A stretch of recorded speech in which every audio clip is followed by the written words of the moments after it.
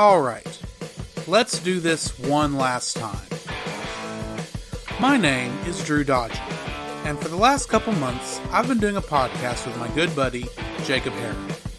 While we love film in general, with us being artists and all, we have a fascination with animation, and we decided to start an audio podcast after we both geeked out over the animated Transformers movie. We're not perfect, we've gotten names wrong, and we don't always agree on movies. But at the end of the day, we try to bring an informative and entertaining show to you all, and we'd like to welcome you to The Cellcast.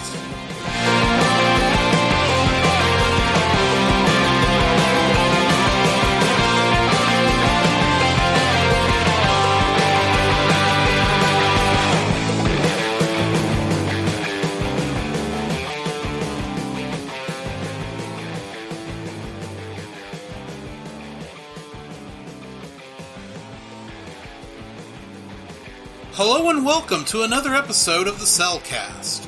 Joining me this morning is a man who, well, he's not really a poor and unfortunate soul, but he's not above making a deal. Jacob! Why, thank you. I'd like to introduce our co-host, a man who gets his information from a seagull. Welcome, Drew. If only that information was good. Exactly. I guess that the problem is I'm using the wrong bird. If I was smart, I'd go with a bluebird, because at least then I'd get a decent Twitter. Slow clap. That was good. Alright. How are you doing this morning, Jacob? Peeling. But okay. That's what you get for not wearing a shirt when you're out at the pool. Okay, so context. So last weekend, me, Drew, and a group of other amazing singles went down to the Austin area, down towards Lake Travis. Mm-hmm. And so, while we were there, we had like 5 hours to kill. Yes. We got activities, but like banana boats, which you ride on a floating boat shaped banana. To give you context there. And get thrown off. I saw the pictures. Multiple times. Yes. You didn't see the one, that's the thing, you didn't see the one where I fell off by myself. Oh, okay. Have you not heard, did I not tell you about this? No, you didn't. Okay. So about 3/4 of the way through ride number 2. Okay. About the time I want to smack one of our people upside the head because he's taunting the driver. Of course you he does. know who I'm talking about. I'm exactly. being nice by not mentioning him, but he knows who he is. And anyone who happens to listen to this will know who I'm talking about that's from that group. Yes. Anyway, about 3/4 of the way through that ride, the 8 of us that were on the boat had finally figured out the best way to keep everyone on the boat without every time he made a weird thing. Yeah. And that is to lean inward. So that the bottom of the boat kind of is shaped more like a boat and not a raft, and you got center of gravity in the center and all that kind of good stuff. Right. Well, at some point, because the guy's going back and forth, you're kind of bouncing back and forth, trying to stay, on the banana. One point, as I was leaning in to the center, I also got thrown to the center. My leg was in such a position that I really could not push myself back up. Oh, fun. And so it was just a matter of time before I bounced out of that boat. Pretty much. Do you know how disheartening it is? Be floating in the middle of a lake, seeing the boat coming back to you, and realizing of the 8 people on this boat, you're the only one in the water. So far. Well, no, we had people fall off before, but we'd finally figured it out. It's just, I was at, being a heavy guy. Yeah. It was only, I was at the back. Yeah. Makes sense. That's how you set these things up. Yeah. But that means while the water is coming up and bashing people in the head, trying to push them off that way, I'm just slowly being pulled backwards. and I'm mostly leaning forward so I don't fall off. Right. And that's, of course, not how I get fallen off. I get fallen off because I get knocked to the center and then bounced out into creation. Anyway. Yeah. So, I'll be a little more context. About 2.5 years ago, I started losing a lot of weight due to just I wanted to get in better shape. Mm-hmm. And so I lost about 45 pounds. Rats. And had a load of confidence in that. And so... Well earned, I should say, too. Well, thank you. I appreciate it. Actually, kind of an odd context. we went to not family vacation, but Christmas, and my uncle, who knew I lost some weight, and he's like, "Oh my gosh, Jacob! Like, how much weight did you lose?" It was about 45. It was like, "Dang, good job!" Yeah, but be like, I got there, and I was like, you know what? Be like, I haven't felt confident enough to where I've never haven't gone out without a shirt on because of modesty. But I was like, you know what? Be like, I feel confident. Be allowed to not use my shirt, and so I'm going to go to the pool and play volleyball. And then you learned the next day that there's a secondary reason why you might want to wear a shirt in the pool. Yeah, if you didn't bring sunscreen. Yeah. Ladies and gentlemen, normally we record on Tuesday night. Yes. However, tonight it is Thursday night because Monday night, a certain somebody was up all night because of his sunburn and actually slept through recording time. Yes, I did. Well, I'll tell you, I fell asleep at like 7:30, but... Well, and thankfully you did ask me before, could we put it off? Mm-hmm. And I said, sure, get to feeling better. Better get you some aloe vera. Yeah, which I did like the morning before at 3 in the morning. I was a little late in telling you that, apparently. Yeah. Well, I honestly did not even cross my mind as white and pasty as, no offense, you are without a shirt on. Yeah. That you didn't have any sunscreen on. And I should have warned you about that ahead of time, because if you'd gotten the aloe vera on Monday, at least, yeah, you might have survived. Yeah, that night. So yeah, if you hear some weird kind of peeling noise, yeah, it's my skin. Jacob. That's my skin.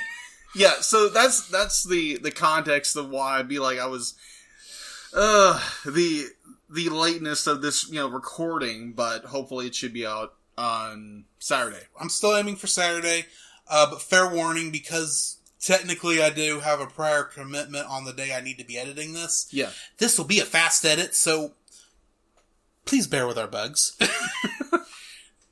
This will not be the cleanest episode I've ever edited. I got This will be a fastie. I got you. So, yeah, that's basically what I've been going through. It's been a very interesting week, and finally it's not as bad. Mm-hmm. But, be like, hey, you live and learn, you don't get the pins. It's loves. Whichever. You live and learn and then get loves. Yeah. Well, it depends. Because this is life, but we're not at Walgreens. No, we're not. We like, you live and learn and get the pins because you're an adult diapers are the pins. But then you wouldn't live and learn. Hanging on the... Never mind, moving on. Anyways. Jump into another song. Yeah. How's your week been? About the same. Admittedly, we spent 3 days together. Yeah. And some smart aleck thought it'd be a good idea for us to share a room. Thanks, Wendy. I'm going to blame Al. Because he decided he wanted to sleep in the room with the other dude from the other church. Frank. So, which Frank is an amazing guy. Yes. And then, of course, here's the thing. I drove down there in the van. Yeah. With 5 ladies. 5 older ladies. Yeah. No, don't get me wrong. I love these ladies to death. Yes. They're great women of God. But they are still women. They're all, and at least 2 of them were backseat drivers. And that's fine. They're great people, but yeah. It's still stressful. Yeah. So, I get down there, because you had to come up late. Yeah. Because you couldn't get off work, and then you rented a car, and it took you a little going. Yeah. Which made it a very interesting drive, let's say that. So, I get down there. Mm-hmm. I find I get the key. I text you to let you know when you get here. Text me, I'll let you in. I've got the door locked because I don't want any weirdos getting in the room when my stuff's here. Because I don't know any of these people. Right. And, I think I'm done for the night. I'm thinking of getting ready to take a shower. There's a knock on my door. Wendy says, hey, they're doing a fellowship over there. Do you want to go? And I said, sure, why not? So I go over there and do that. Watch the idiots play volleyball at 11 o'clock at night. Oh, of course.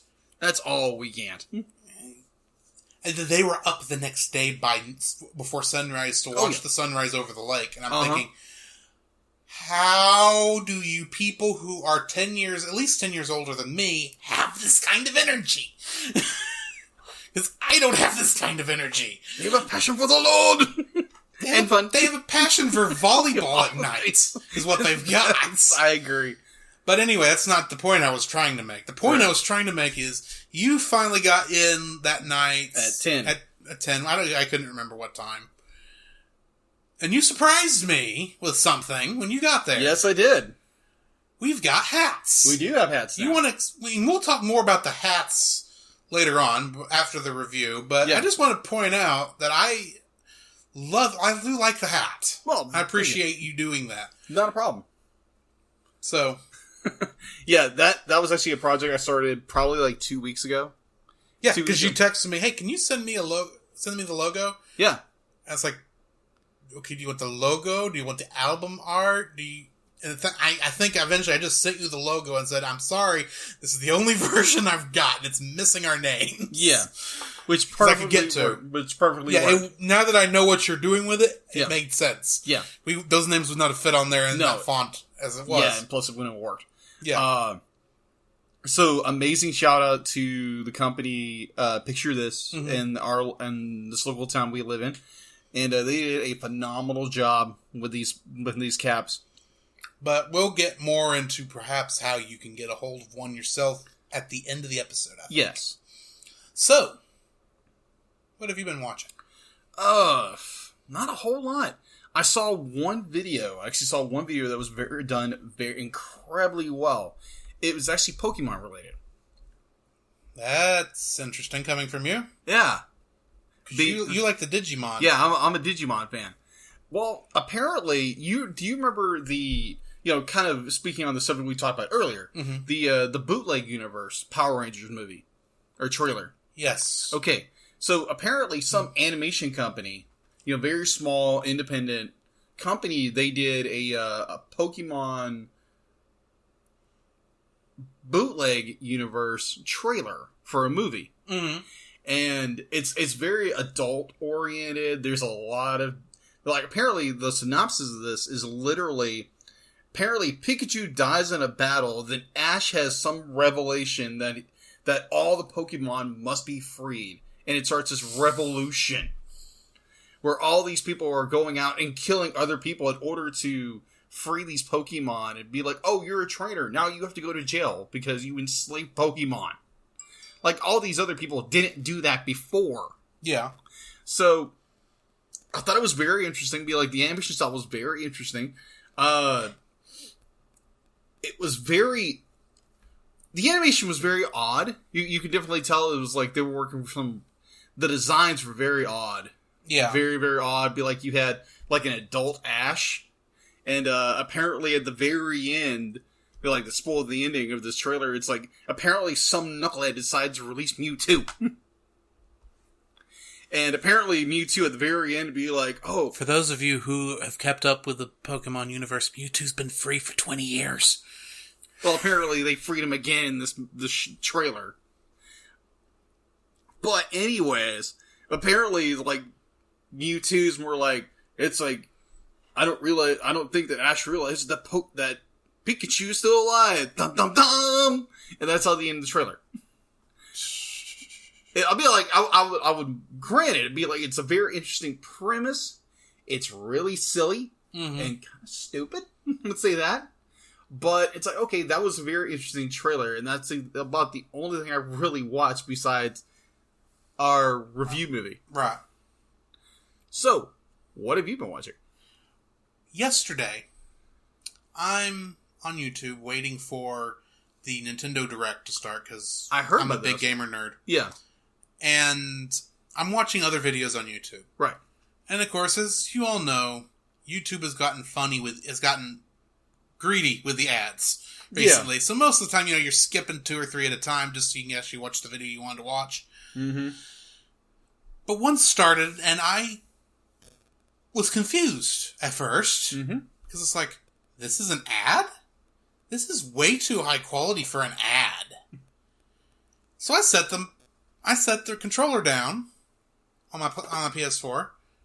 Yes, I was watching a Nintendo announcement thing on my PlayStation 4. Funny. Yeah. Too ironic. That's just normal for me. But I'm on there watching this thing come up, and it's like, holy crud, this is good. It starts off, the camera, well, it starts off with a storybook, like the beginning of Snow White, or I think Pinocchio does this too, or even Sleeping Beauty. Yeah. Where you got the book that opens, and it opens to a picture, it opens to this carriage going into a castle, and it's obvious they've caught a monster in the back. Yeah. I'm thinking, what on earth is this I'm seeing? And then the camera zooms up to what's obviously a bakery. And you look around the bakery as it's going in, you see the blackbirds in the pie, the poison apple, the heads of the three little pigs, along with the heads mounted to the walls of the three bears. Too funny. I'm going, what is going on here? And it comes up, and you see two gingerbread men that or a gingerbread man and a gingerbread woman. Yeah. That, of course, the hands are touching. Yeah. As it was baked. And they come alive, because it's a fairy tale kind of a thing. Mm-hmm. And the music is playing, You're Just So Good to Be True, Can't Take My Eyes Off of You, that song. Yeah. And it starts off with them slowly seeing each other, thinking, and it's kind of cute, a little flirty. They turn around, they're walking like they're going to go on like a walk around the bakery or whatever. And they come across these crumbs and find a half-eaten gingerbread man. Oh, no. Which is like, okay, this got dark. In a hurry. Really fast. What is this a commercial for? Right. And then, as this is setting in, apparently the monster that was in the carriage earlier got free. Because he's now broken into the bakery, and the guards that you saw fighting or anything are fighting him in there. So the gingerbread men are trying to get out of the way, trying to survive. Yeah. And they're trying to run out. They come across what's obviously a boiling pot of something. Mm-hmm. So they know that's down below them. That's between them and them getting out. And of course, the music is still going on. It's horribly ironic chipperness with the very disturbing dark imagery you're actually seeing of two gingerbread men trying to survive. Yeah. At one point, the woman, there's this big milk jug that's next to everything that gets broken, and it pours over them into the boiling monstrosity of whatever this is, while this other fight is going on behind them. And I have to cite that up because that's the only reason I can assume why what happens. They are hanging from this table. The woman gets the guy up there on it, and he's trying to pull her up, and then you can see that the monster has gotten hold of an axe and comes down right on their hands. Oh. So the girl one falls down into the boiling hot mess, and you're thinking, oh, that's sad. And you're thinking that's far in, but then the monster goes and picks up the gingerbread man, and you hear a crunch. Oh, jeez. Fades back up from black. The song starts up again, but it's obviously the woman is now crying while she's singing it, because somehow the girl gingerbread man got out of the boiling hot mess, so I'm assuming the milk must have cooled it off or something. Yeah. Enough for her to survive. She gets up there, seeing what's happened to her brother / her bakemate, let's say. Yeah, her bakemate. Her bakemate. Good one. And you can tell it's her kind of singing this by this point. Yeah. And as she gets to the last part of "I Can't Take My Eyes Off You," it's filled with anger, and the gingerbread woman's mouth gets these sharp teeth, like she's about to go attack this thing. I'm thinking, what is this? Finally, it comes up. This is a trailer for Magic the Gathering. Wow. It's like, okay, I'm not going to play Magic the Gathering, but I am seriously impressed. Yeah. If you want to see this video, I put it in our Facebook group this afternoon. I highly suggest finding that clip and watching it, because it was freaking amazing. And it's one of the few times I've never actually skipped an ad. Wow. So, Question. Yes. Was it a ad for the game, or was it an ad for the series which is coming out? There's a series? Yeah. All I know is specifically it said Magic the Gathering Arena, which I think is the video game version of the card game. Okay. But it's for an expansion, I think, that's coming out. So. Okay. Because it did have the T for teen rating at the beginning of it. So it's a video game of some kind. Okay, I gotcha. Well, apparently Netflix... And I saw it and the clip I posted was actually from game trailers, so... Okay. Yeah, Netflix is coming out with a Magic the Gathering series. Mm-hmm. And so that's the reason I asked that. Oh, okay, I didn't know that. Mm-hmm. So also, since we've got Disney Plus coming out in 3 months... Yeah, November. Which is going to include Season 7 of Star Wars The Clone Wars. Uh-huh. I thought I ought to get caught up. Yeah. So I started back where I left off nearly a year ago now, I think, when I was watching through Clone Wars chronologically. Yeah. And I watched the last 2 episodes of Season 3 this afternoon, which featured a interesting cameo by a certain Wookiee. Ah. Pretty much. Interestingly enough, they must have used audio clips that Peter Mayhew previously recorded because they credited Chewbacca as being voiced by himself. But then underneath it said, and special thanks to Peter Mayhew for being the heart and soul of Chewbacca. Ah. Which is nice, considering the man's no longer with us. Right. And if I'd have known he was within 100 miles of here, I'd have found him before now. Anyways. So anyway. Okay, cool. And the only other thing I watched was when I did watch the Nintendo Direct yesterday. Yeah. They had a pretty funny announcement trailer for the new fighter that was just recently added to Smash Brothers. I heard about this. Which is a guy I don't really know because I didn't have a Neo Geo back in the day. Yeah. And this is a guy from a game called Fatal Fury, which I have also never played. I've watched the movie. But the video of the sprites from all the different SNK games trying to get the invitation to join Smash Brothers was funny to watch. Right. Because it was obviously all sprite work from the game. Some of it was new. The sprite of the letter was new, of course. Yeah. But it's all in the correct style for that system. So you should go look at that one too. Plus, you should look at all the character reveal trailers for Smash Brothers. It's actually some pretty good animation in those. I agree. And at some point... My favorite is the Castlevania one. Ah.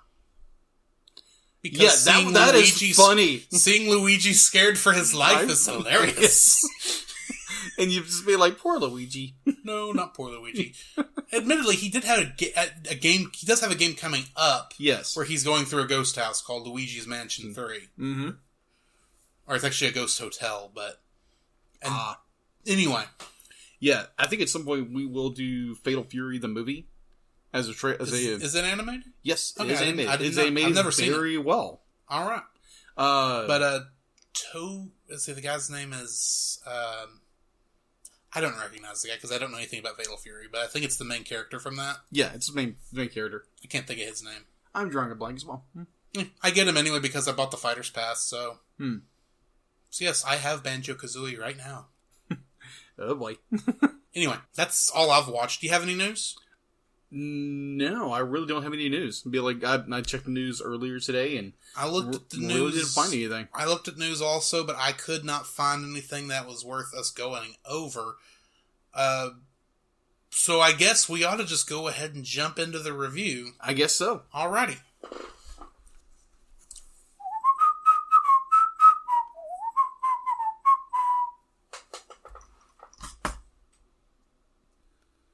So, The Little Mermaid was directed and written by Ron Clements and John Musker. Uh-huh. Are you curious as to what else they've written and directed? Oh, let me count. Or do you know? I do know most of them. Okay, go ahead. They directed Aladdin. Mm-hmm. They directed Moana. Mm-hmm. They directed... hold on. I've only got 2 others on here. I didn't write everything. Okay. I know they directed more.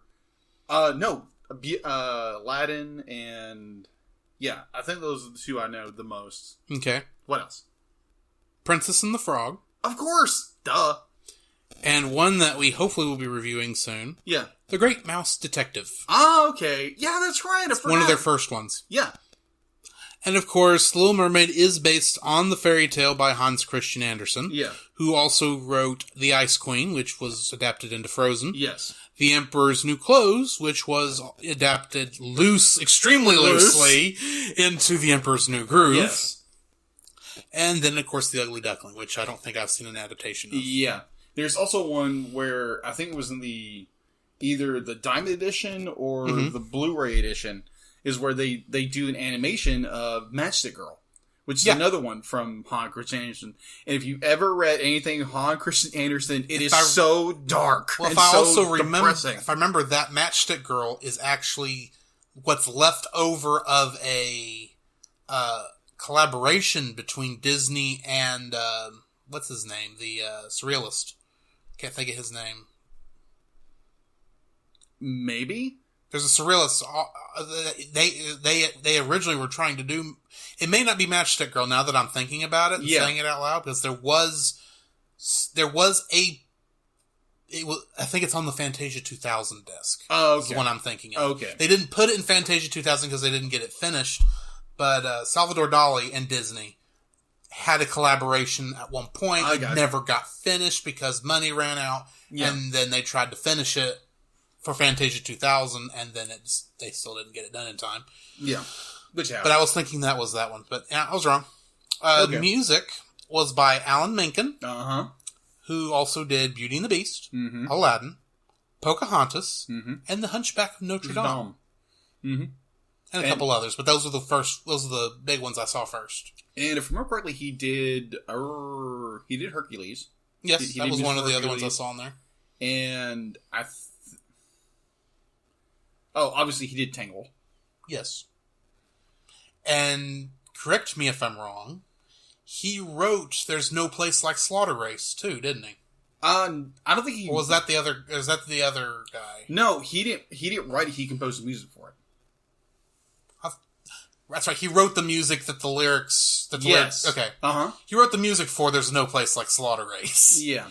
Somebody else wrote the actual lyrics. But anyway.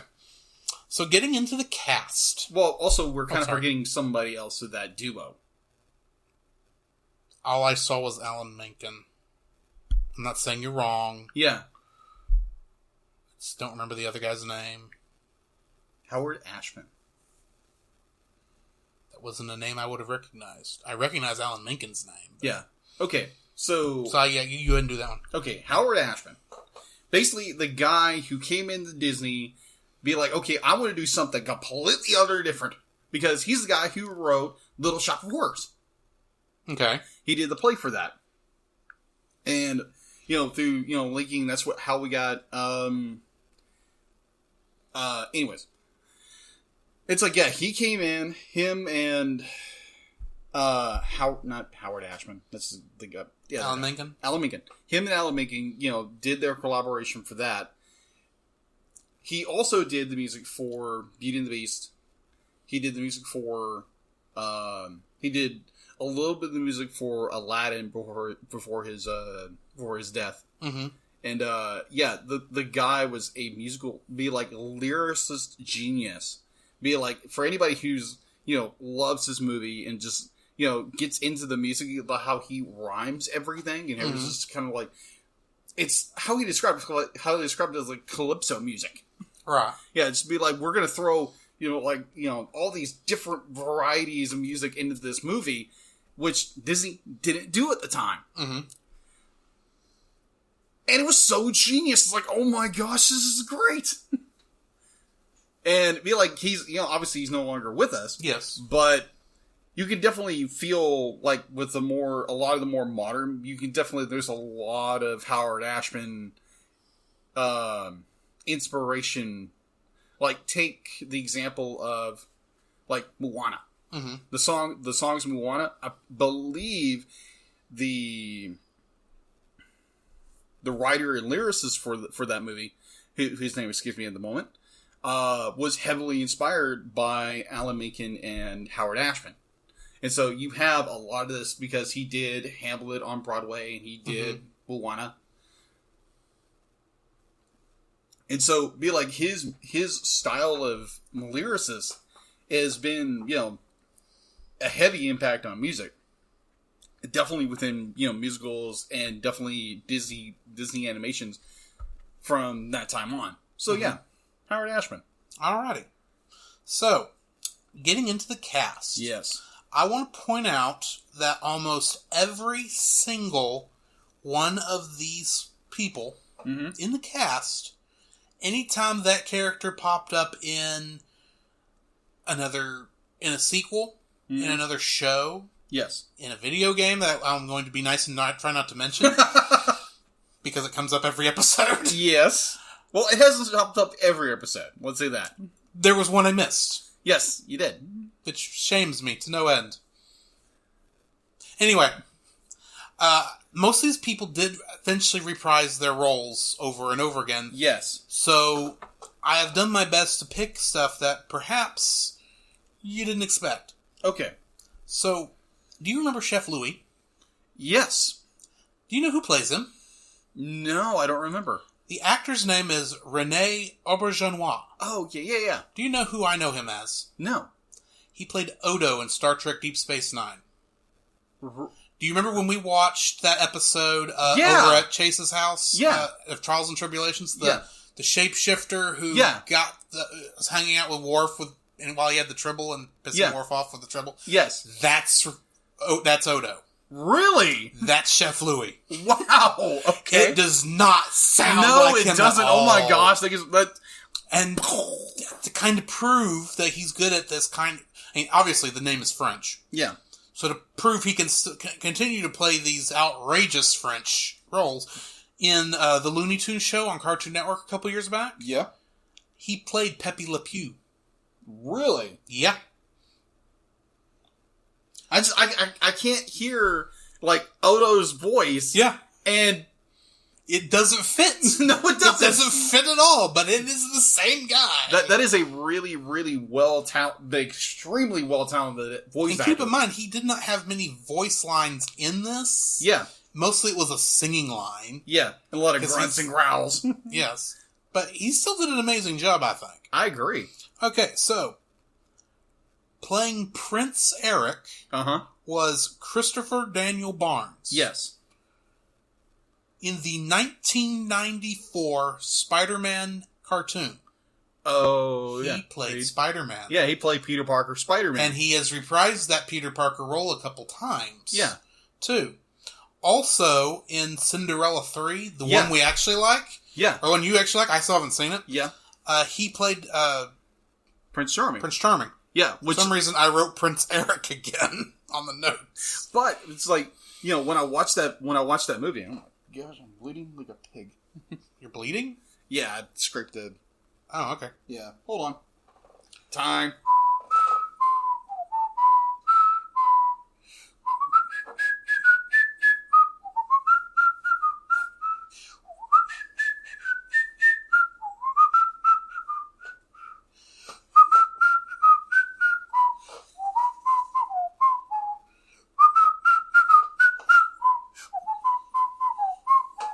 Okay. Okay, I'll stop. Okay, now we're good. Okay. You're no longer bleeding. Okay, cool. Yeah. So, playing Ariel Jodie Benson. was Jodie Benson. And mostly what she had was, of course, reprising Ariel. Yes. Except for a couple of Christian roles I noticed I did not recognize much, but I could tell from the titles it was Christian media. Oh, okay. But in Toy Story 2... Oh, yeah. she played Tour Guide Barbie. Yeah, does she reprise that role in, I did not see Toy Story 3 on there. Oh, okay. So it may not be the same... Now, she does, of course, reprise Ariel in Wreck-It Ralph 2, Ralph Breaks the Internet. Yeah. Playing Ursula... Oh, yes. was Pat Carroll.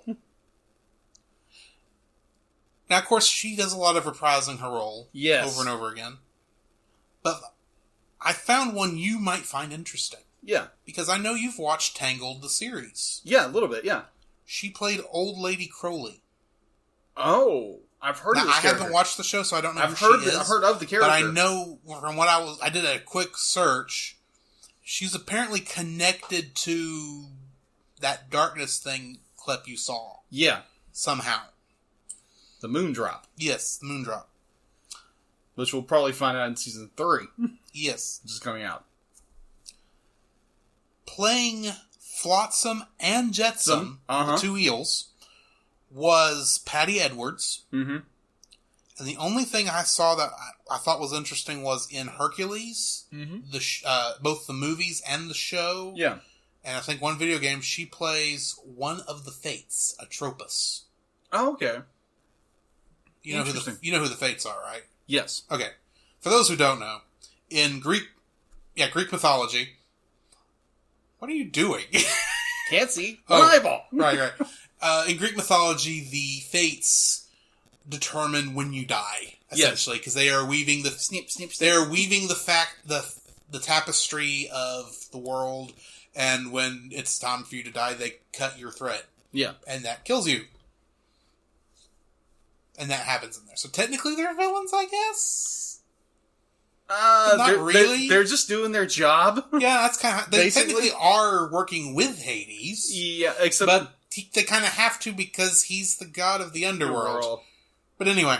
Yeah, going into Hades as a movie is going to be very interesting. Since it looks like in the live action one, it'd be the first time that, what's his name, James Woods won't be playing Hades. And I mean the first time. Really? Because he's played Hades every other time. Every other time. He loves playing Hades. Yeah. So, hold on. You're saying they're doing a live-action movie? Apparently. And they're not asking James Woods to be in it? They are hiring somebody else to do it, and that's like, why? Yeah. James Woods is perfect, and he'll do it in a heartbeat. Yeah. The only reason I could think of is that he did technically get into some of that trouble a couple years ago, but... Yeah. It didn't stop them from hiring him for Kingdom Hearts 3, so... No. Anyway. Buddy Hackett played Scuttle. Scuttle. He didn't have much that I recognized off the top of my head. He's a comedian. Or was a comedian. But have you ever watched the 1960s era movie, It's a Mad, Mad, Mad, Mad World? Heard of it. Never saw it. It's a great movie. You should watch it. Mm-hmm. He plays a character in there named Benji Benjamin. Oh, okay. And essentially the plot, for those who don't know, the plot of It's a Mad, Mad, Mad, Mad World. These group of people are told by a rich man that one of them will get his treasure if they can get to it first. And then the man dies. And it's this group of people racing across creation. Yeah. Trying to get there first. Working together, backstabbing each other. It's a great movie. It's a long movie, but it's a great movie. The clip I saw to verify, make sure I knew who he was. Yeah. He was acting alongside the guy who plays the billionaire in Gilligan's Island. Okay. I can't think of his name. Me either. Anyway. It was funny. The clip I watched was funny. So, a very interesting point about Buddy Hackett doing this role. Remind me of the directors' names? Ron Clements and John Musker? Yeah, John Musker. Apparently, John Musker was trying to direct Buddy Hackett of how to play his character. And they was like over and over, and Buddy Hackett was getting frustrated. Yes. So, it's like, okay, be like, can I do that again? Alone? It's like, he just wanted to do the character by himself. Yeah. And so, apparently, he also had a song made, himself personally, he had a song made for Scuttle, which was never used, and apparently he did it onto the night show. I don't know where that would have fit. Yeah, it's just like, they start singing it, and be like, something or another. Apparently, go look it up on YouTube. Is this about as goofy as the Morning Report song that Zazu sings? Pretty much. In the musical version? That they cut from the original? Yeah, but apparently it's something Buddy Hackett wrote himself for the character. Okay. But it was never really part of the movie, but it was something Buddy Hackett made a song for Scuttle. Alrighty then. Jason Marin plays Flounder. Uh-huh. Oh, that guppy. And in Back to the Future, he played Sherman Peabody. You don't know who that character is, do you? Sherman Peabody. Hold on. I'm a huge fan. I'm a huge Back to the Future fan. Hold on, Sherman Peabody. I'll give you a hint. Marty has just arrived and run over the second of the Twin Pines the mall is named after. Oh, yeah! That's right! You killed the parents! No, this guy is the boy who's convinced Marty is an alien. It's like says, he's already mutated into a human form. Shoot it, Dad! That's right. I was like, wait a minute, I know this. I'm a huge fan of this movie series. He's the guy who played Flounder. Okay. An interesting note: Flounder was added virtually at the last minute. Yeah, because originally it was a dolphin. A dolphin originally. Yeah, it was like two different characters that got melded into Flounder. Yeah. A dolphin and something else. But anyway. Yeah. Yeah, that'll get very interesting once we, get past these and start doing the actual. Yeah. Talking about it. So I just got a couple more here. Go for it. Kenneth Mars played King Triton. Uh-huh. Amazing in voice. Darkwing Duck, he played Tuscarnini. Oh. Okay, then. Yes. And in a movie I watched every year for the past 20 years, every Halloween, the movie Young Frankenstein, he plays Inspector Kemp. Okay.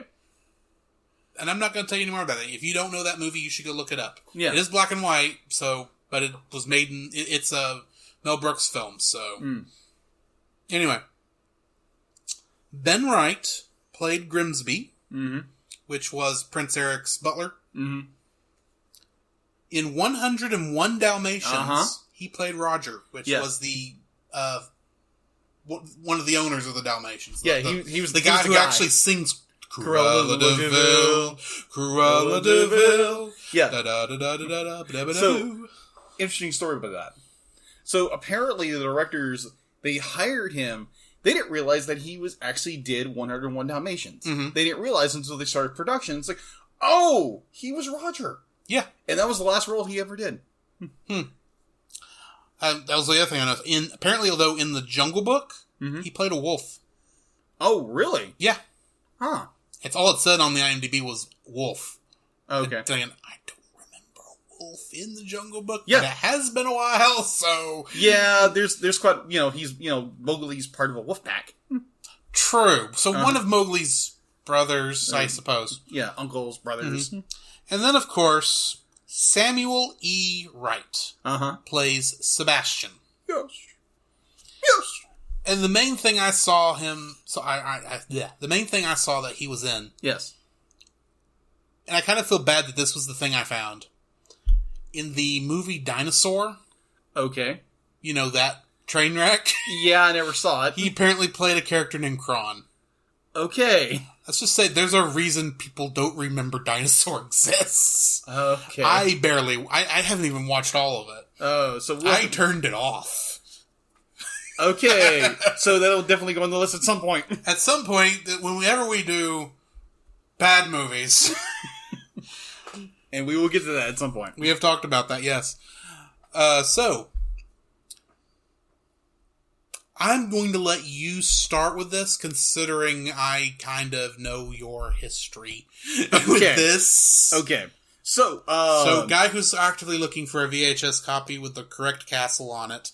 Yes. Of the Little Mermaid. Yes. And for not any of the nasty reasons. No, just because it was the version I had as a kid. You tell me what you think about the Little Mermaid. Well, first off, let's go with when did you first see the movie? This is one of those... I didn't catch when this movie came out. I think it was 1989? 89? Mm-hmm. Okay. I would have been 4. Uh-huh. And too young to know my up from my down. I know I don't know where I watched this. Okay. The first time. I can tell you that this is one of those that I never watched all the way through in one sitting. Okay. Until today. Until I watched it for the review. Really? Okay. Well, Little Mermaid was never up there for me. I knew of the movie. Yeah. I liked the movie. But, okay. Just a quick jump back to the VHS era of the early 1990s for those of you who were not born. It was common that if you went to go see a movie, watch a movie at a friend's house, yeah, they would fast forward through the opening credits. Oh, okay. Most of the time, skipping right to the end of the opening credits. So you don't even get to see that first couple minutes with the birds flying in and the first bit right before with the worm, the fish up there on the boat and that first half song. Yeah. I never saw that before this viewing. Below? Yeah. I never saw that part before this. It always jumped right into Ariel, right into, it always started right as the opening towards King Triton's castle before the song. Yeah. Before the song with Ariel's sisters, all voiced by the same woman I found out. I just can't remember who she is. Really? Yeah, every one of Triton's daughters but Ariel is voiced by the same woman. Oh, okay. And if once you know that and you listen, that makes you can tell that someone's straining sense. By the seventh voice that this lady has had to come up with. She is straining. Wow. But I did watch that.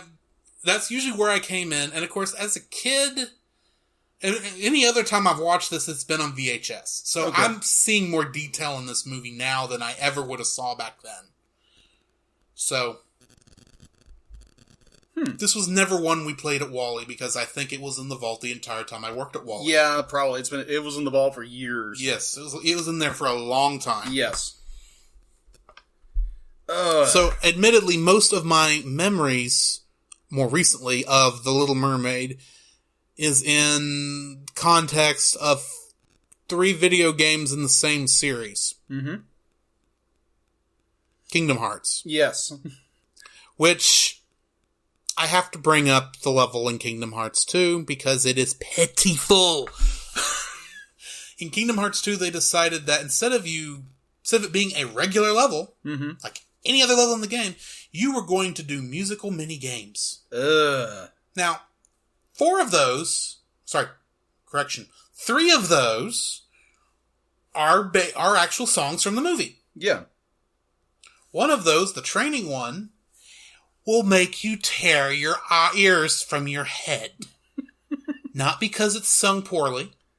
Not because it was made badly. Right. But because it's a stupid song, and it's made just so you can learn, here's when to press square. Here's when to press circle. Here's when to press X. Finny fun, woo. But the rest of those levels, at least, do follow the story of the movie. What parts weren't used from Kingdom Hearts 1, because Kingdom Hearts 1, they kind of made a story that was somewhat based on the movie, but it really wasn't, because they never went to shore. But the fight with Ursula is pitiful. At one point, Ursula is singing this song, which of course is actually the original woman. I can't think of her name. Pat Carroll is singing this horrible song, and it's supposed to be operatic. Yeah. Supposed to be. It's not. Supposed to be. Mm-hmm. The only line I remember is her talking about her little poopsies. Huh? I think that's supposed to refer to Flotsam and Jetsam. Yeah. But the problem is, even on the remaster that I played last year, you can't hardly make out what she's singing unless you listen to the soundtrack. Interesting. But anyway, because mostly you're just hearing the low health warning going.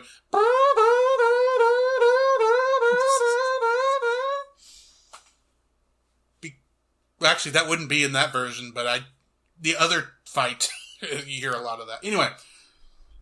But yeah, that's most of my dealings with Little Mermaid prior to seeing it this time. I got you. What about you? Well, let's see.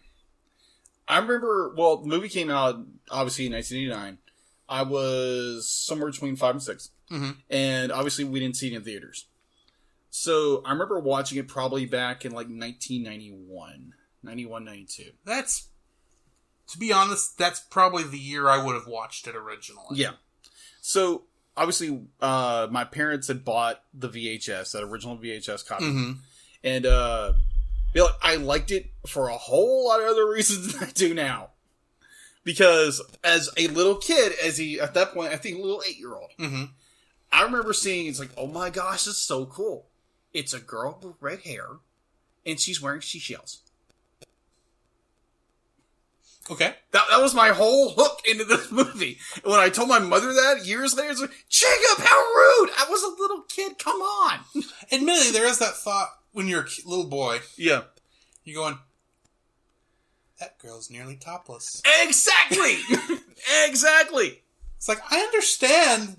I don't know how else you would do that because that is the stereotypical way you draw a mermaid. Yeah. In fact, if we're getting real honest, you kind of leave, that's the stereotypical clean way to draw a mermaid. Exactly. Because most of the time they don't even have that. Yeah. Or look at the example of... and admittedly, how Disney doing that is what makes the most sense. Doing it that way. Well, also mentioning Walt Disney, apparently if you go back and watch, Peter Pan. You go back and watch Peter Pan, be like, yeah, they don't even bother with the seashells. Be like, it's just hair. That's all it is.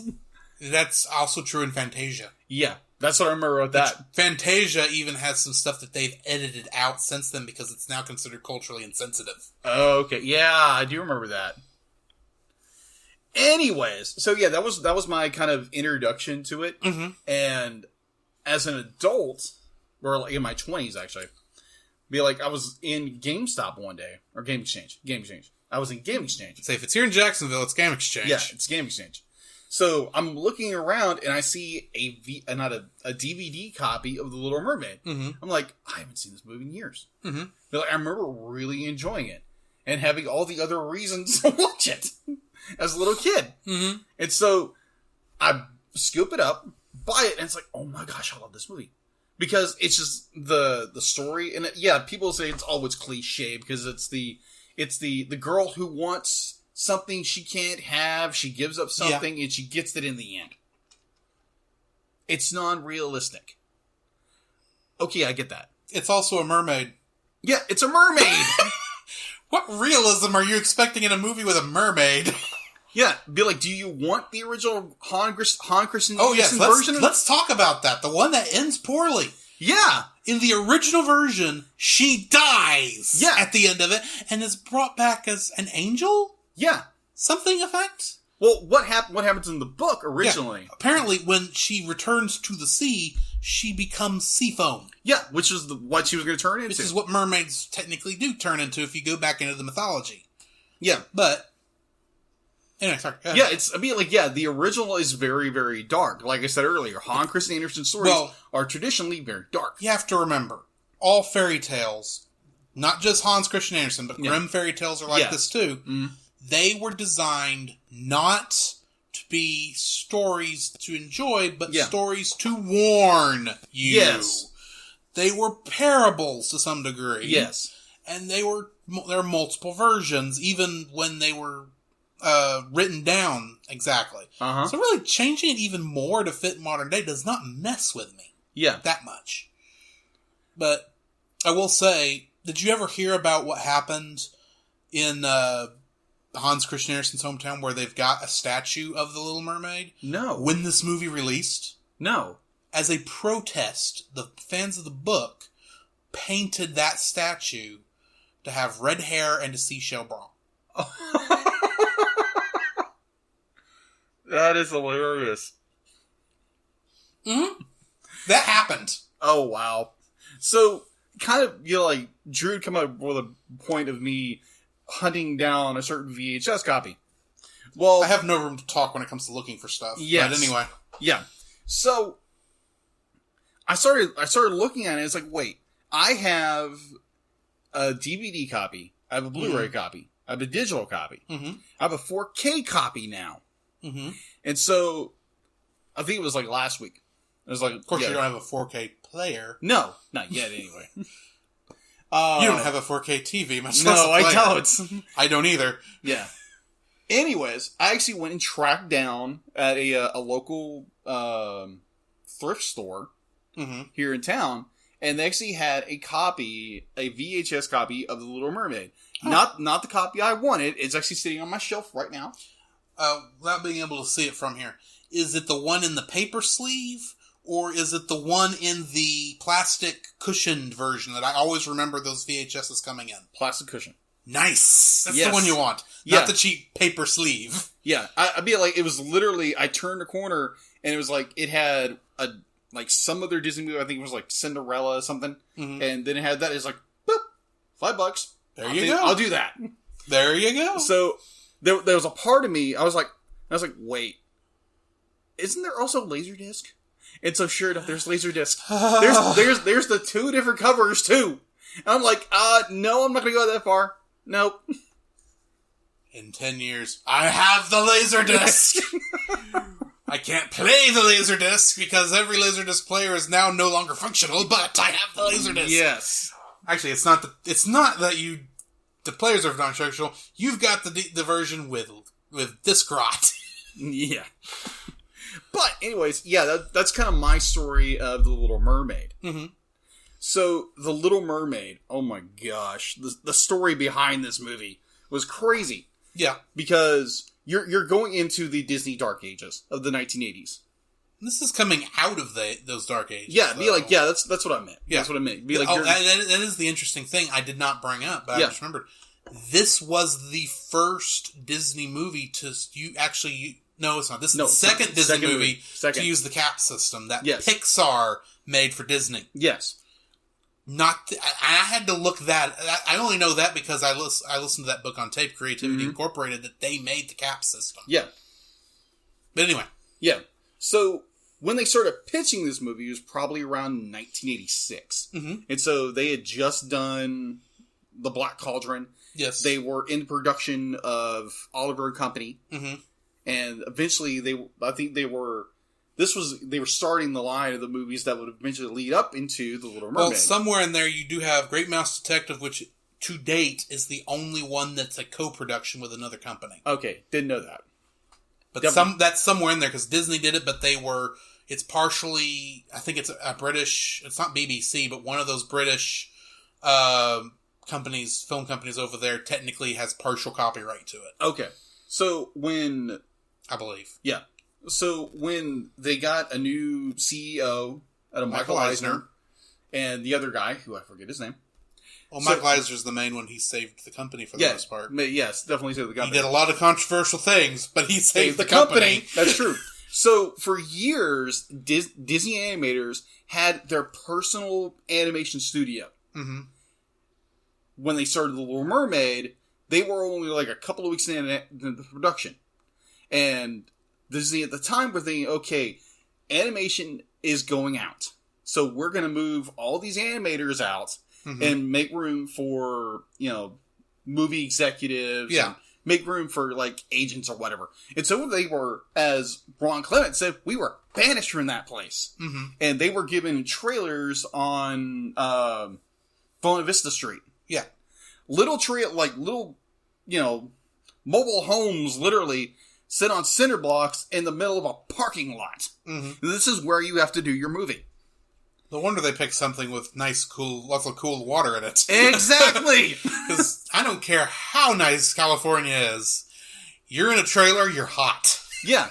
Well, obviously the AC and everything. But I don't care. Yeah. You're hot. Yeah. Yeah. Believe me, for someone growing up who grew up in a trailer, which be that kind of that humbles you in a little ways. When you don't have AC and everybody's griping about it. Yeah. It's like, okay, this makes you feel like a kid again. This is great. This explains a lot, by the way. Okay, then. I was wondering why you turned the air conditioner off in the middle of the day while we were at camp. And now I know. Yeah. Save power. Not that helps when you put it at 58 degrees to sleep in. I'm thinking, you're using the same amount of electricity just all at once and not all spread out throughout the day. But anyway, go ahead. And besides, you're not paying for electricity at camp. Hey, it reset itself. I didn't do that. Sorry, go ahead. Ladies and gentlemen, you know this banter is what you're paying for. You're all your non-existent dollars. But apparently the director saw that as a blessing in disguise. Yes. Because it gave them like, okay, the studio no longer believes in us. We have to put something out that makes them believe in us again. Mm-hmm. So they were like, okay, we are at the end of our rope. Be like, apparently the Great Mouse Detective didn't do as well as they thought it did. It's underrated. It did not do as well as it should have, but it's actually, I still say it's a much better movie than what most people think. In fact, I do believe my copy of the Blu-ray is one of the few Blu-rays I've seen that they did not replace the opening logo. Really? With the modern one? Yeah. Like this one did? Yeah. Oh, yeah. It's still the old classic VHS. Oh, the white bars coming down. It's still that version. Yeah, my DVD version actually has that still, and I was like, "Oh my gosh, I love this." Yeah, something about that. It brings you back to your childhood. Yes. It's like, oh my gosh, yes. It's one of those things where you know how you've seen the meme where it's like, you can't. The teacher says you can't. You know, there's 5 senses. Mm-hmm. Kid says, I can hear pictures. Teacher says, no, you can't, and then it shows an image of something that you literally, as soon as you see it, the music plays in your head. Yeah. That's one of those for me. Yes. The scene of that White Castle in the blue background, I'm already hearing exactly. It's those things you remember as a child. Yes. Those things that have iconically synced in your head. But yeah, this movie literally this is their last chance. Mm-hmm. Because if they didn't do a good job, animation at Disney would be done. Would be completely, utterly done. For those of you keeping score, that means no Lion King, no Pocahontas, no Hunchback, no Emperor's New Groove, no Tangled, no Frozen. So if you don't really like where animation has gone, and maybe you don't even like this movie, I'm just going to say it to you right here and right now. Let it go. I'm sorry. I couldn't let that go. Yeah. So if this movie would have sank or swam, be like it all depended. It all depended on this movie making. Disney probably wouldn't have bought Pixar if this movie hadn't done well. No, they wouldn't because Pixar made the system for them, and it didn't help them in the first 2 movies. So why would they buy the company? And so most likely, why would they go into production on Toy Story if they didn't like it? Yeah, so most likely you would not have Toy Story. You wouldn't have a Lion King. You wouldn't have Beauty and the Beast. Yeah. Anything post that point, both good and bad. Yeah. Hey, let's be honest.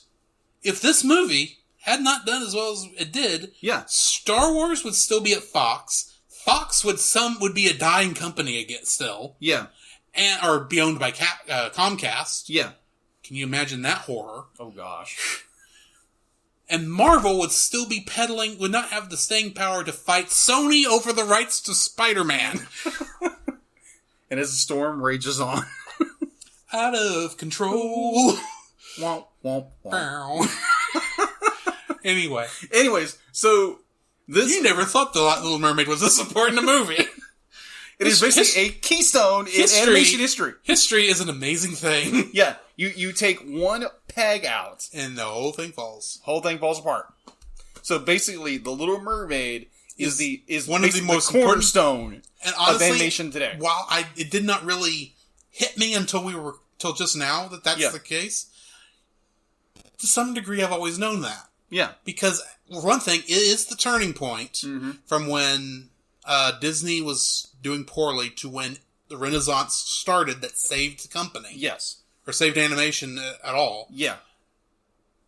But it's somewhere in there where it seems like other places are starting to do animation. Okay. Again. So, because really prior to this, there's not that many that were very successful. Okay. Outside of Disney. Yeah. So to kind of give us a little bit of origin. There again, the movie was released on November 17th, 1989. Mm-hmm. And initially had a budget. Now, mind you, a lot of Disney films at the time, be like prior to what was it? The Black Cauldron had a budget of like $200 million. Yeah. Yeah, and it flopped. Yeah. It's a good movie if you watch it, but yeah, thank you, Katzenberg. Anyways, he tried. So the movie had a budget of without the Black Cauldron, you wouldn't have DreamWorks. Exactly. Remember Cornerstone. So it had a budget of 40 Keystone. Yes. Or Keystroke. This isn't a keyboard. Anyway, it had a budget of $40 million. Mm-hmm. Which is not a lot. No, it's not. It's not a lot of money at all. It's amazing they did what they... And honestly, now that you say that explains the couple of scenes I saw. I was like, oh, that's for used animation. Yeah. There was actually a lot during production. It was like, okay, we don't have the budget for this. They're like, okay, we've got 10 fish. Cut half the fish. Be like, cut half those bubbles. Be like, we don't need this character. They were literally cutting things because they didn't have the budget for it. Yeah. Well, when you get to Under the Sea, the last bit where it's showing all the different fish playing quickly, it's a reuse of the animation they used earlier in that song when they were going through each one. They just played it faster, and I think maybe even flipped a couple to make it less obvious. But you're watching it going, oh, no, that's reused animation. Oh, yeah. That's not like Disney. Yeah, because they had a very small budget. They had no money. They had no money left whatsoever. The one that always bothered me is like most of the time you never saw shadows. Be like you had some shadows in a lot of the key scenes, but like when they're on the shore, there's no scene, there's no light casting or anything because they had no budget. The shadows, pre Lion King, shadows never bugged me because most of the time, if they even bother to put it, like you think back to like say Robin Hood. There's no shadows in Robin Hood. Yeah. There's no shadows in the Jungle Book except for trees. Yeah. And that's just because you have to do that. Pre-Lion King 2D, shadows don't mess with me. Unless they're evil shadows from pollution. Fergully! But it's like, those little things be like, even as a kid, it kind of bothered me. I was like, wait, aren't there supposed to be like little shadow things everywhere? Where are they? They're vampires. They're vampires. They don't cast shadows. So they're vampire mermaids? Well, if you actually look back to how the idea about mermaids, they were not exactly the kind creatures they weren't. that are presented in this movie. They were deadly. Hint the Cyrus song. They would draw men in who from. Yeah, exactly, and they'd be like, hop, drag you underwater. It's like Ursula is the closest to an original mermaid we have in this movie. Yes, I agree. So, on opening day, U.S., it grossed over $6 million. Okay, that's pretty good for 1989. Let's say that. Yeah, on opening day. On opening day, its gross for the U.S. its entire run was over $111 million. Yeah, it made money. Oh yeah, and then worldwide release. Wait, people still like cartoons? Yeah, that's amazing. Yeah, I never would have thought that. I thought it died. Yeah, why would it die? It just changes. It just evolves. And I just realized I said all this where you can't hear it. Like, get closer. Why would it die? It would just change. It evolves. That's what things do. Yeah. It's like saying live action movies are gonna die one day. Yeah. It's not gonna happen. It's just a different medium. Yeah. Things change. So, worldwide gross, $274 million and a ton of change. So yeah, this movie went from a very itty little budget to basically changing the global reach of what animation became and is now. So what you're saying is the movie had unlimited cosmic power!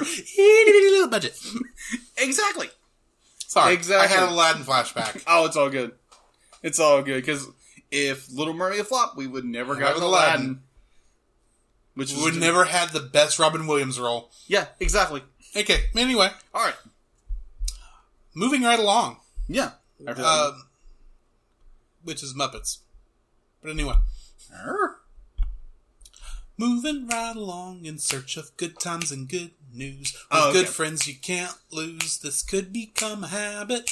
Opportunity knocks once, let's reach out and grab it. Together we'll nab it. We'll hitchhike, bus, or yellow cab it. Cabot? Moving right along. Okay. No, mind you... I'm just keeping that in there, by the way. Yes. Okay. Anyways, yeah, this movie basically changed lives, changed careers.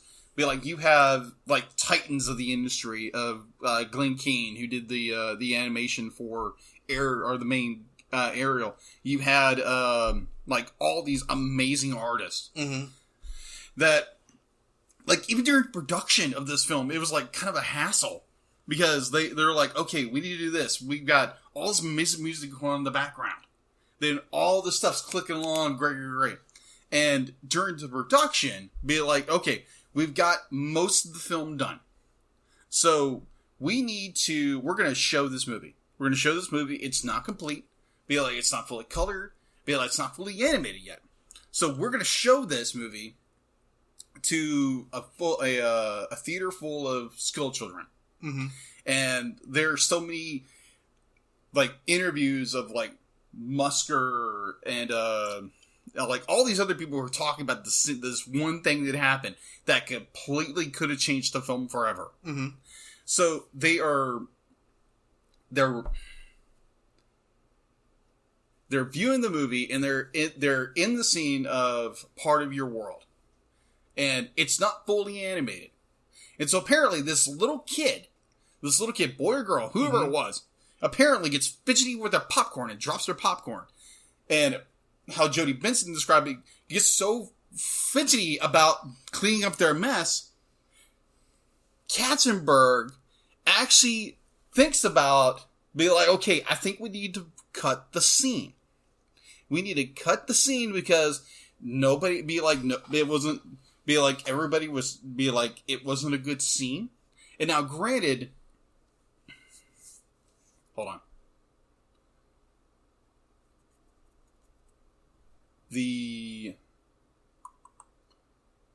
Come on. Glenn Keane. Thank you. Glenn Keane had spent months and months doing this scene. And so Katzenberg, it's like, Glenn, we're going to have to cut the scene. It's like, what? Literally, it's like, you literally just dug a hole for me. You just scooped the world up for me because this is the scene, man. This makes the movie.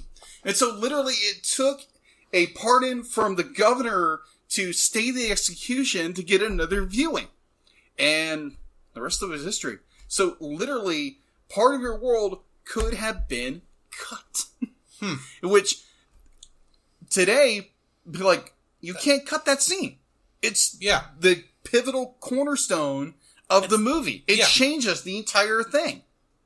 So, it could have been cut. It's literally describing Ariel's fascination. Yeah, exactly. With the outside world, this world that she can't see. She's forbidden to ever see it. Yes. And she wants it so badly. Mm-hmm. She actually has to come out in song and sing it. Mm-hmm. She can't express it merely by words. And it's how it's animated is gorgeous. Yeah. Like the fact that I could gush this movie all day if I had to. If I literally, we'd be sitting here for 3 hours talking about the Little Mermaid, but we're not going to. Gee, I wonder what that sounds like. Spider-Man into Spider-Verse. We're all allowed our gushings. Yeah, there's a lot of gushing. And be like, you love that movie for a reason. I thoroughly, and don't do that again. You realize there's large parts of this that aren't getting cut because I'm going to be editing fast. Right. Anyways, Anyways, this movie has so many. It'd be like there again. It has so many milestones and so much behind it of like the songs and the characters and the motivations behind the characters that just draws you in. Be like, it's probably like my second or third favorite animated film of all times. Right. Now, mind you, it looks like, man, he sounds like a princess fan, boy fan or something. It's like, no, I just really enjoyed the movie. Yeah. I really enjoy the movie. Like, so much. That's the thing. It's one of the things I don't like about the way we approach movies sometimes, where it's like, this is obviously a guy movie, this is obviously a girl movie. Yeah. What's wrong with just going to a movie because you enjoy the story? Exactly. Yeah, because, like, even during... this is a good story. Yeah, like, during the... before the movie premiered, they were like, okay, so Oliver Company was a boys' movie, so that's why it did so well. So, the Little Mermaid movie is for girls, so it's not going to do as well. I think you were wrong, Musker. It did incredibly well. Yeah. Because this movie had literally changed lives when it came out. Because there's another story where one of the directors talks about where they got tons of letters, and apparently this father and daughter who had just kind of, parted ways. And so apparently the father, who was like a sheriff or something like that, had watched the movie, and was so compelled to, get in touch back with his daughter to be like, they basically reunited as a family. And basically this is what this movie is.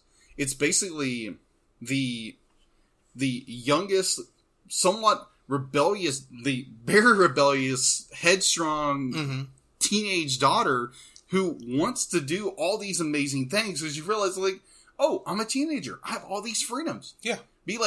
And it's a father who is desperately trying to cling on to his daughter and keep her safe, in which she doesn't see this. Yeah. And I guarantee if you talk to most parents who have teenagers, definitely if they have teenage daughters, it's going to be the exact same thing. Mm-hmm. So, this movie is definitely much a family film. Yes. About growing up. It's, there again, a lot of people are like, oh, it's wish fulfillment, this would never really happen. But it's more of a... You've never seen a runaway come home, is all I'm saying. Sorry, didn't mean to jump in. But No, you're good. I just like, this kind of stuff can happen. Yes, it does. It does. Be like, you have so many examples of just people, it's like, I'm going to go follow my dreams. And be like, people say, no, this is not a good idea, you shouldn't do it. But at the same time, they are so driven, be like, even almost an obsession to do it, they wind up being successful in it. Even though, be like, throughout all the odds, be like, heck, she goes to a sea witch in order to get legs. Yeah.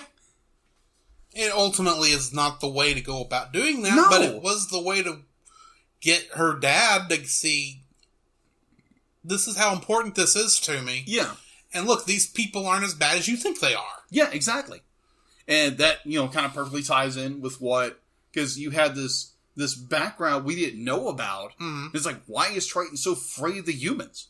Because the humans have killed his subjects for years and years. Yeah, and plus because it's not just the mermans and the mermaids. It's the fish and the other sea life. Yeah, he calls them fish eaters for a reason. Yeah, and almost like we might call some people rednecks or other derogatory statements. Yeah. Yeah, there is going to be a little bias there. There's going to be a little bit of, not hyper say it, racism here. But... Well, technically mer people and humans could be considered different races. So yeah. Yeah, it's... Actual racism, not... Yeah, actual racism. Breedism, which is what we call racism. Yeah. Yeah, in a sense. So yeah, this movie does have a lot of where it's understanding each other. It's like, okay, humans aren't bad. Now, if you have a sea witch on your side, that might be a problem. Yes. So yeah, this movie is absolutely incredible. It's an amazing film that, like, anybody who has never seen this film should go watch it, sit down, enjoy yourself a popcorn or whatever, get in front of a nice TV, pop it in, VHS, DVD, hopefully not a VHS, because that's going to be really hard to find. Not to mention that composite signal, which is interlaced. You get that up to an HD television, which I'm assuming you're watching on. It's going to look like crap. Yeah. Anyway, find a version of this film. So preferably Disney's version. So if I may go ahead and ask you the question, is this a family-friendly movie? Oh, absolutely. 100%. I agree. Yeah. Be like, yeah, there are some scary points. Be like, heck, when the shark shows up. Yeah. Yeah. Do you know what the shark's name was? Brutus? Bruce. That makes sense. All sharks are named Bruce. Yeah. That was the name of the shark in Jaws. That was the name of the shark in Finding Nemo. It's the shark name. Yeah, it's the shark name. And apparently there was going to be another scene, obviously because they didn't have the budget, but apparently they were going to have to be a round two between Flounder and Bruce. It never happened. Yeah, that was also when Flounder was a dolphin. Yeah, that's true. That's true. But yeah, this is an incredible movie. I do have one logistical question. Okay, what? Ariel has absolutely no trouble going through the portholes of that ship. Flounder does. Ariel is much bigger than Flounder. Yeah. How? Well, that's the only thing that I want to go, now wait a minute. It's called comedy relief. I think what it's called is, it was supposed to be a dolphin the first time, and they changed it to a clownfish. Yeah, that's true. I think that's what it's called. Yeah. Also, a little piece of trivia when they were recording Flounder. Sorry, you're fine. When they were recording Flounder, they had the original voice actor do Flounder. Mm-hmm. And so they went back, they did the lines and realized, oh, we gotta pick up some AV. Additional voices. Mm-hmm. And so it'd be like, oh, I'm coming in to do the other voices for Flounder. He had a growth spurt. So apparently they had to tweak his voice towards the very end to make him sound a little younger. Yeah. So yeah, that's a very, there's a ton. There again, I could probably spend 2 hours talking about this movie. But yes. So that we don't spend 2 hours talking about this movie, as the episode itself looks like it's already about an hour and a half long. Okay. Our review, half hour the other part. Yeah. What's your final rating? Oh, solid 10. Solid. You're 10. going straight for the 10 mark. Yeah, this is definitely a 10 mark. Okay. There again, it's a cornerstone movie. Mm-hmm. And be like Tangled. Tangled was I think it was a 10. Yeah, I did give it a 10. I don't remember. Yeah, I think I gave it a 10. If I did give it a 10, remind me if I didn't or not. But yes, it's a 10, in my opinion. Well, my opinion's going to be slightly controversial compared to yours, because I'm going with an 8. I was going to give the line from Lion King, be prepared. But no, I'm giving it an 8, not because I think it's a bad movie. It's a good movie. I do not have the nostalgia for it you do. Okay. Which is painfully obvious. But, and admittedly, keep in mind, the version I'm reviewing is the signature edition. Yeah. Which does have a couple visual elements edited out because they did not realize stuff had been put in there, like that one turret in the castle, which you can tell where it was. Yeah. They did not do a good job of fixing that. Yes.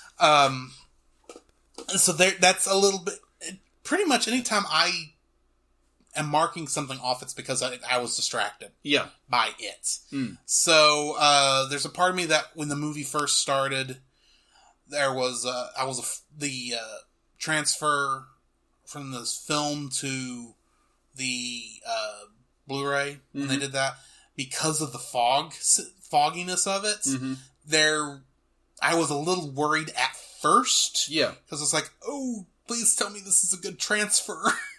Because it didn't look as good in those first couple seconds because of the fog. Yeah. The fog was intentional, don't get me wrong, but there was a little bit of that. And then the first trip underwater where they're doing this water effect to give you the idea, it's like, okay, you're underwater. I'm thinking, please let them have realized we don't need to do this effect every time we're underwater. Yeah. Please let this be the only time they do it, because it does not look as good to me as... I know what it's doing. Mm-hmm. It's just, I look at it and go, this makes my eyes hurt. Watching this slight out of focus they're doing with the water effect. I gotcha. So I was very glad when we got in and they announced King Triton. It's like, okay, we got clear imaging again. Okay. I know that was just an effect. I'll live with it. Yeah. And for the most part, the movie is good. Yeah. It's just a couple little minor things that kind of get with me. And like any other time, there are movies I like more than this. Yeah, which is understandable. Yeah. Now I only rated Spider-Verse at a 9.5. Yeah. This movie doesn't surpass Spider-Verse for me. Okay. 8, I think, is pretty safe. Okay. That's completely understandable. Completely understandable. Now, the nostalgic part of me says, blasphemy! But, admittedly... I do agree with your points. Now, admittedly, we already passed my early nostalgic movie, which was Lion King, and I don't think I rated that at a 10 either. Yeah. I don't like rating things at 10 because 10 means perfect, and no movie is perfect. Yeah, I agree. It'd be like, it's for me there again, be like, it's not nostalgia goggles. Be like, I do have nostalgia goggles for the film. Yeah. And I just really enjoyed the film. It's one of those films that they're, again, like Tangled, I watch every year. Yeah. Now, I do have an issue with a certain part of the film. With the signature, not the signature, but the Blu-ray version. Yeah. The first Blu-ray version. They brought in this, when you pause the film, they would give you a 5-second countdown. 1, 2, 3, 4, 5. And then they would go into a point where it's Sebastian he's talking about something, he's talking about scenery, and it would go into kind of like a lyric music video. Mm-hmm. And so if you wanted to pause a part of the movie, just to be like, oh, I want to write that down. Yeah. You literally couldn't. So, admittedly, when this, which is probably the Diamond Edition, I'm guessing, is the original Blu-ray version? Yeah, the original Diamond. The original Blu-ray, when Blu-ray really was first out, they were trying a lot of extra stuff. Yeah. At the time. Yeah, this was 2006. Yeah, and admittedly, let's face it, the general idea is that who's primarily using these discs are kids. Yeah. No, correction, this is 12 when this came out. 2012? Okay. Yeah. So I can kind of understand maybe they were thinking, we need to have this extra thing. We can do this extra thing. Yeah. Why not do this extra thing? Yeah. That's not what any of us want. Yeah. So oddly enough, like doing my review for it, I actually took the Blu-ray out and put the DVD in. Because I can literally pause it. You went off the Diamond Edition. Yeah, I went off the Diamond Edition. Okay. Which is still a good edition. Like, even, like, oddly enough, the VHS copy I have is a restored, remastered version. Oh, okay. On VHS. Well, I'm sure the original VHS cut. Yeah. Well, you have to remember, that remastered VHS is probably when they edited out the torrent. That could be. And I know they didn't saturate, but they went in and remastered the color and that kind of stuff. Yeah, they probably went back in there and did some touch up too. Yeah, just to give you an extra reason to buy the new one. But the main reason it probably exists, on a VHS, and probably there was a DVD that came out at the same time. Yeah, because especially if it was a late run VHS. Oddly enough, they didn't edit out the turret in the VHS. No, they didn't add in the DVD either. Oh, okay. It's still there. Now, I've never really paid attention to the Blu-ray edition or the 4K version. So I literally have to go back and look at that. Signature version, if I'm remembering where the torrent is. Yeah, it's when you first see the castle. Yeah. No, well, it's at one point when you see the castle. Yeah, it's in that first shot. There's a spot on there that when I looked at it, I thought, why does that? Oh, it had to be where the turret was. Yeah, because it looked like, and it did not look like how an architect would have made the building, or how Disney would have made the building look at that time. It looked like This is a detail we had to go over there, and we literally edited around it. Yeah. And prayed nobody noticed. Yeah. Which is not what I like, but at the same time, you can tell it's not there. Yeah. But also, you gotta be like, when, these things... There was no redraw. No, there's no redraw, and plus you gotta think, these projects take 3 to 4 years to work on, Mm-hmm. so artists get bored. Yeah. And draw stupid stuff in between frames. That's how you get 20 Stan Lee cameos in one movie. Yeah. Anyway, so that brings us to the end of another episode. Yes. Which means we need to roll for our next movie. Barnacles. Shipwrecks. Did not mean to use a SpongeBob reference in a Little Mermaid episode. Hey, it worked. Okay, so, sitting at number 1 on our dice is Kung Fu Panda. What? Number 2's Final Fantasy The Spirits Within. Oh. Why don't you tell us what is replacing The Little Mermaid at number 3? Oh. Oddly enough, it's a movie from the 80s. Okay. Oliver and Company.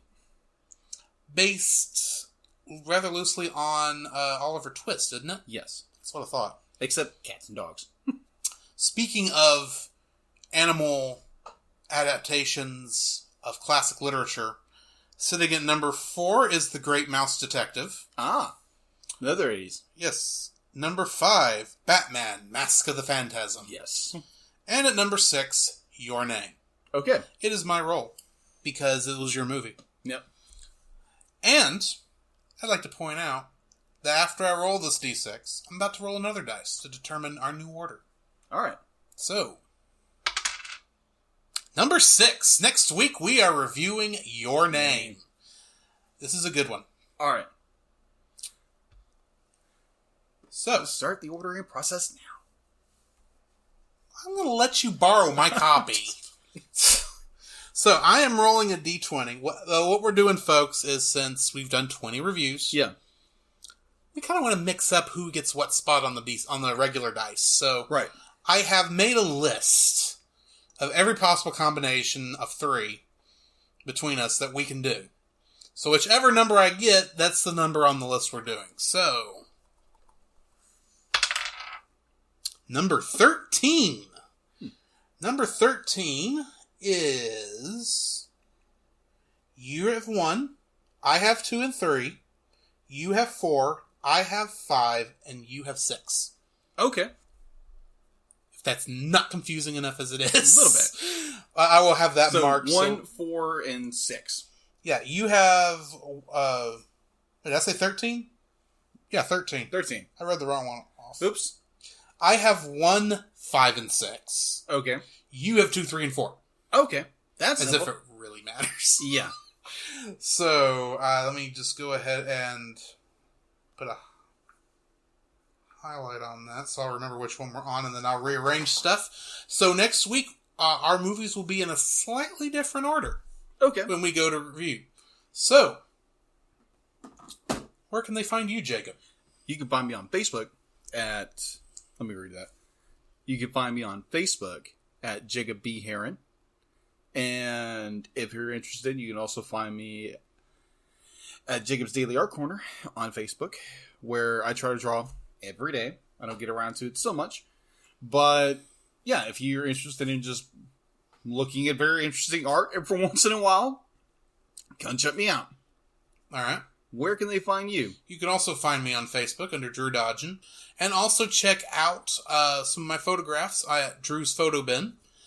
I have new pictures from when we were on the trip of some beautiful sunrises that we saw while we were there. Mostly waiting for that last service. Yeah. So, yeah, that's where you can find me. If you want to find us together, and you can find us both in our closed Facebook group, that is the Cellcast. It is closed to keep the robots out. Mm-hmm. We don't want to deal with any nasty sea witches either. Yeah. You're right down to it. Also, you can email us at thecellcastpodcast@gmail.com. Or, you can visit our website. I had a brain fart there. My apologies. You can visit our website at thecellcast.podbean.com, where you can find all our episodes, which you should also be able to find on iTunes, Stitcher, Google Play. And Google Play. I said iTunes, I meant Apple Podcasts. Yeah. So, same difference. Yeah, people, you know what I'm talking about, people. So that brings us to the end, I believe. Yeah. So, that's right. Every time we say the Cellcast, that's with a single L. Yes. A little bit of programming news before we cut out. We have, besides next week, we'll have 2 other movies for September we're going to roll for. And then in October, we are going to be doing Halloween movies. Ooh. We haven't discussed exact order yet. Yeah. But I'm thinking I want yours to be on Halloween itself, considering one of yours. Yeah. It makes sense. Clue people. It makes sense. And then in November, we are going to be doing Ghibli Month Part 1. Mm-hmm. First 5 movies that Miyazaki did along with Studio Ghibli. Mm-hmm. And then in December, we're going to do, of course, a couple Christmas movies. Mm-hmm. Although the last 2 episodes of the year are going to be shorts since we're both going to be busy. Yeah. And then in January, we are doing Don Bluth Month to lead us into our 1-year anniversary episode. Yay! You want to know what that is? You'll have to wait and find out in about 4 months.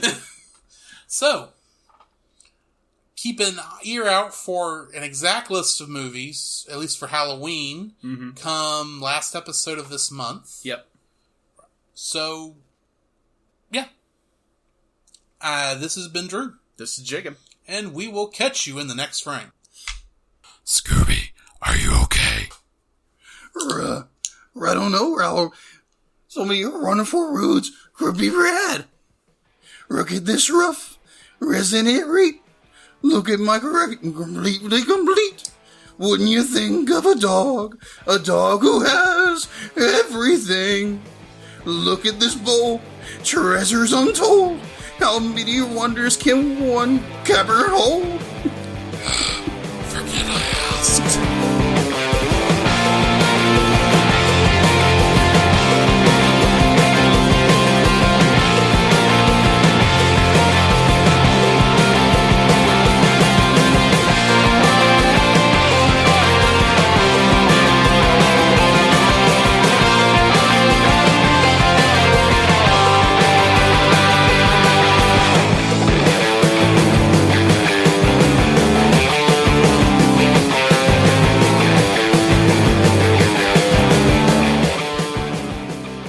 Next time on The Cellcast. The day a star fell, it was almost like seeing something out of a dream. Nothing more or less than a breathtaking view.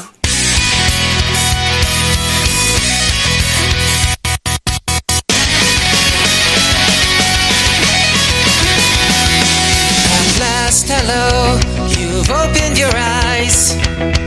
But why won't you even look Let's me hit the in cafe eyes? later. What's wrong with Thanks, me? but I gotta go to work. You ain't really I can't stand this place anymore.